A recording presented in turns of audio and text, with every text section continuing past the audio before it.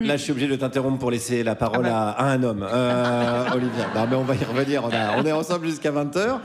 On va revenir au rire, à la poilade. Mais avant, j'avais quand même envie d'un petit peu de sérieux dans cette émission. Alors, Pierre-Emmanuel, j'imagine que tu... Non, l'encouragez pas. Il n'a pas besoin. J'imagine que tu n'as pas répondu. Je n'ai aucune autorité dans cette émission. Je ne maîtrise absolument rien. J'imagine que tu n'as pas répondu aux auditeurs et que tu vas profiter de ton temps d'antenne pour souligner mon inutilité, dire que je suis un patron toxique, un humoriste sans talent, que j'ai un corps de phasme. Eh bien, non. Ah tiens. Pas du tout. Ah bon ? Pas du tout, Guillaume. Vous le faites très bien tout seul. À défaut de vous apporter un peu de talent, me côtoyer vous aura apporté beaucoup de lucidité. Inutile de me remercier. J'ai fait ça pour moi. Soyez rassurés, je ne vous dénigrerai plus. Malgré les apparences, et contrairement à Tzal, je n'aime pas tirer sur les ambulances. Et vous savoir enfin conscient de votre propre vacuité suffit à me réjouir. Flaubert disait « On vit fort bien sans se connaître », mais Flaubert était un con.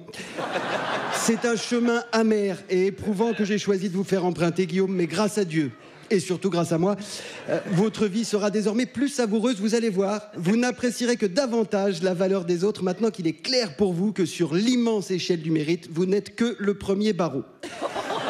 C'est une belle journée pour vous et pour vos proches, si tant est qu'il vous en reste. Quoi qu'il en soit... Il y a des questions ? Oui. Quoi qu'il en soit, justement, figurez-vous que je les ai lues, les questions des auditeurs, et j'en suis resté médusé. Bon. Elles étaient pertinentes, transgressives et pleines d'humour, à tel point que je me suis demandé si on ne devrait pas résilier votre contrat et mettre n'importe quel auditeur aux commandes de l'émission. Rien à voir avec les questions du début de l'année qui étaient consternantes. Je vais vous confier quelque chose. Je crois que ma présence dans l'émission a relevé le niveau général des Français. Du coup, je me suis dit, on ne change pas une équipe qui gagne, et j'ai décidé de ne pas répondre aux questions des auditeurs et d'en inventer. Et cette semaine, c'est Yasmina qui nous écrit de Saint-Roustan. Saint-Roustan qui, comme le reste du pays, a vécu ce week-end au rythme du Téléthon. Cette grande mobilisation populaire dans laquelle des gens debout donnent de l'argent à des handicapés assis, l'exact inverse d'une pièce avec Fanny Ardant et Lambert Wilson. À Saint-Roustan, cité aux riches passés, on est pourtant inlassablement tourné vers l'avenir et on privilégie une approche moderne du handicap, loin de cette condescendance confinant parfois au mépris omniprésente dans notre société. Les handicapés racilariens sont considérés comme des êtres humains parfaitement égaux aux autres et sont donc traités exactement de la même façon que leurs concitoyens valides. À ce titre, ils ne reçoivent aucune aide particulière pour se déplacer ou encore se nourrir. Une politique avant-gardiste couronnée de succès puisque depuis sa mise en place il y a plus de 60 ans par le maire Lucien Maurice, arrière-grand-père de l'actualité Guilhem Maurice, il n'y a plus aucun myopathe à Saint-Roustan. Un joli pied de nez aux réactionnaires de tout poil qui prouve qu'avec un peu de courage et beaucoup de volonté, on peut régler la question du handicap.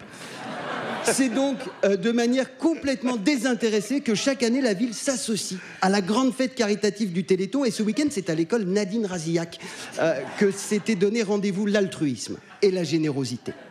En effet, sous l'œil attendri du peintre local, Kylian de la Rochefoucauld, les 7 élèves de la classe unique de grande section CP-CE1 4e terminale CAP influenceuse de Madame Béchade ont peint à l'huile d'olive une fresque bouleversante représentant Charlie, le dernier myopathe racilarien en train d'essayer d'attraper un radis juste avant qu'il ne meure de faim en 1959. Cette initiative, comme tant d'autres, a permis à Saint-Roustan de récolter en 30 ans plus de 258 millions d'euros pour l'AFM Téléthon. Malheureusement, Saint-Roustan n'existant pas, l'argent qui permettrait de trouver enfin un remède à la myopathie n'est jamais parvenu à Sophie Davant, qui, année après année, doit continuer à se faire baver sur le jean par des enfants mal élevés. Mais revenons à Yasmina, qui nous dit « J'ai remarqué qu'Emeric n'est pas là aujourd'hui. Lui est-il arrivé quelque chose de grave ?» Eh bien, Yasmina, malheureusement, non. Emeric va bien. Vous pourrez le vérifier en allant sur France Télé où vous l'apercevrez peut-être dans un fauteuil électrique, la tête penchée sur le côté, car depuis plus de 20 ans, tous les ans, au moment du Téléthon, Emeric se fait passer pour un myopathe en espérant se faire branler par Sophie Davant. Malheureusement, à chaque fois, c'est Nagui.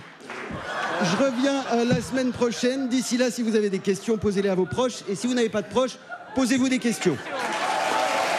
Voilà, voilà. Ouais. Je sais pas quoi vous dire. Mais oui, c'est...